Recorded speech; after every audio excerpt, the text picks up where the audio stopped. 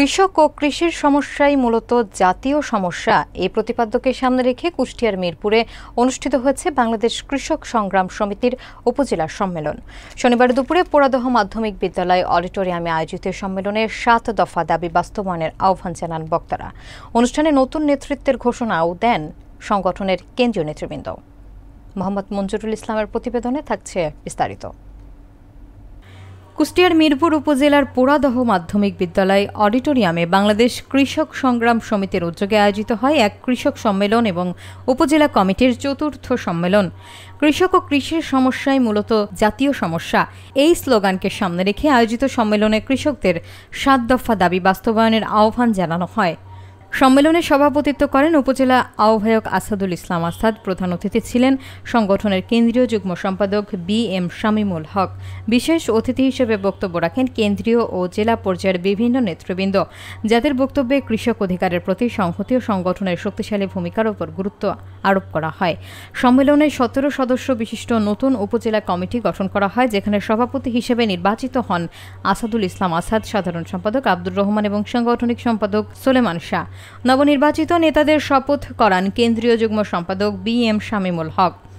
কি সমস্যা সমাধানের কি পথ সে বিষয়ে আলোচনা করেছে। সংগ্রামী বন্ধুরা, কৃষকদের সমস্যা শুধু কৃষকদের সমস্যা না, এই জাতির সমস্যা, সমগ্র মানুষের সমস্যা। ফলে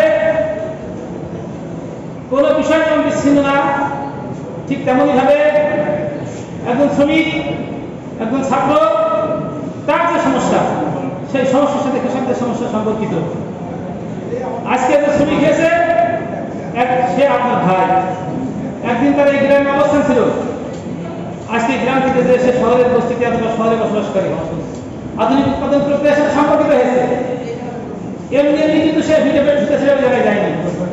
এই অঞ্চলে কাজের সংকট থাকার কারণে, তার জীবন মানের অসুবিধার কারণে নিজে কাজ রক্ষা করতে না পেরে তার হচ্ছে সে পাটে বিক্রি করার পরিপ্রেক্ষিতে আপনি 3 কেজি থেকে 4 কেজি ধরতা দিয়ে রাখতেছেন, আপনি ধান বেচতেছেন 4 থেকে 5 কেজি ধরতা দিয়ে রাখতেছেন।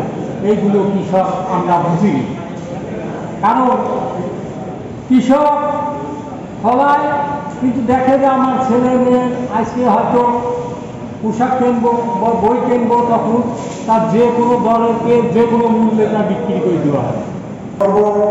যে আপনারা আজকে আপনাদের যে যারা শোনার থেকে পরিচারের উপায় আলোচনা করেছেন, সংগঠন সংগ্রাম এই ধারায় আসলে দাবি আদায় হয় সহ আরো অনেকে তাদের সঙ্গে আমার সভাটা হয়েছিল এই মাঠে জনসভা করার।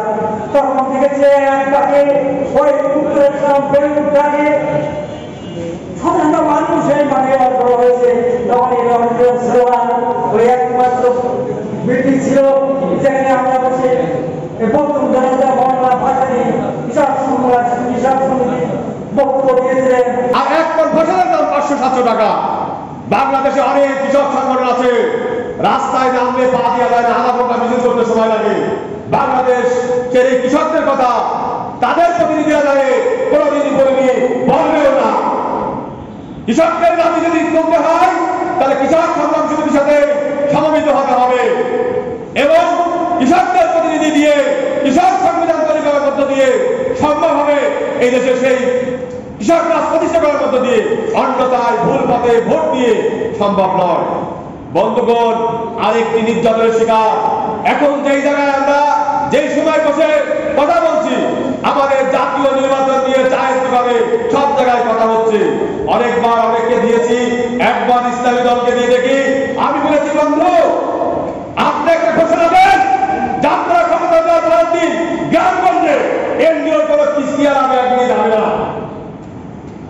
এই ঘোষণা দেওয়ার হিম্মত নেই, কারণ সাংবাদিক বিস্কিট করে এই দেশটাকে পরিচালনা করবে। তাই এদেশের কৃষকদের কোনো কিছু আদায় করতে গেলে এমনি এমনি হবে না। আমরা দেখি অমুক দালালি জাকাত দিচ্ছে, তার কারণ কৃষক ফসল উৎপাদন করে এই ফসলের ন্যায্য মূল্য রাষ্ট্র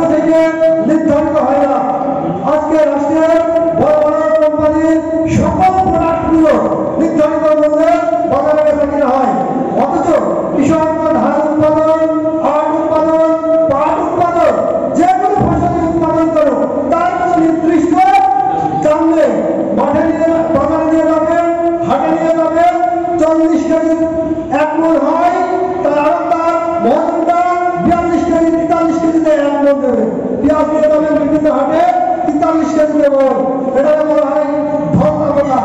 বাংলাদেশ কৃষক সংগ্রাম সমিতি এই ধর্মা কথা বাতিল চায়।